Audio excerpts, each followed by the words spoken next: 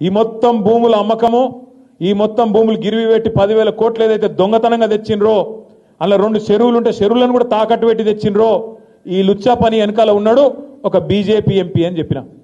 పేరు చెప్పురు సార్ అని మొత్తం ప్రెస్ వాళ్ళు అడిగారు. నేను పేరు చెప్పా, వాడు దొంగ, ఇప్పుడు దొంగతనం సగంలో ఉన్నాడు, దొంగతనం అయినాక మీకు చెప్తా అని చెప్పిన. దొంగ నిన్న బయటపడ్డాడు. సీఎం రమేష్ అనే ఒక బీజేపీ ఎంపీ, ఆయనకు నిన్న ఈ ముఖ్యమంత్రి రేవంత్ రెడ్డి గారు ఆ లుచ్చా పనిలో కంచె గచ్చిబోలి భూములను తాకట్టు పెట్టే లుచ్చా పనిలో సహకరించినందుకు ఆయనకు నిన్న 1665 కోట్ల కాంట్రాక్టు ఫ్యూచర్ సిటీ అట. ఎవరి ఫ్యూచర్ కోసం నాకైతే తెలియదు. ఫ్యూచర్ సిటీ అట. ఆ ఫ్యూచర్ సిటీకి రోడ్ వేస్తున్నట. ఆ రోడ్డు 1665 కోట్ల రూపాయలతో వేస్తున్నట.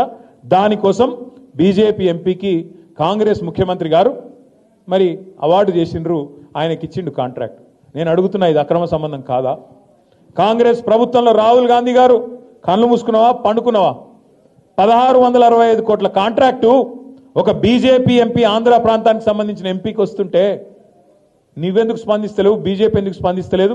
మీ ఇద్దరి మధ్యన ఉన్న లోతైన అండర్స్టాండింగ్ ఏంది అని నేను అడుగుతున్నా. మరిన్ని ట్రెండింగ్ వీడియోల కోసం న్యూస్ 18 తెలుగు యూట్యూబ్ ఛానల్ ను సబ్స్క్రైబ్ చేసుకోండి.